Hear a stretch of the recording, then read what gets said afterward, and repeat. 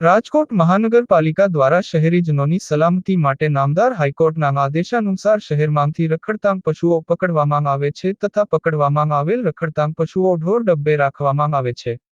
ઢોર ડબ્બામાં શહેરમાંથી રખડતાંગ પશુઓ પકડી રાખવામાં આવતા હોય ઢોર ડબ્બામાં બિનઉપજાવ, વૃદ્ધ, અશક્ત, બીમાર પશુઓ સવિશેષ રહેતાં હોય તેમજ રખડતાંગ પશુઓના પેટમાં પ્લાસ્ટિકનું પ્રમાણ રહેતું હોય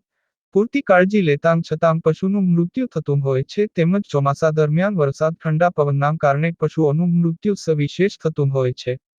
ઢોર ડબ્બા ખાતે જરૂરી પ્રાથમિક સુવિધા જેવી કે ગમાણ, પાણીના અવેડા, છાપરાની વ્યવસ્થા, ગ્રાઉન્ડમાં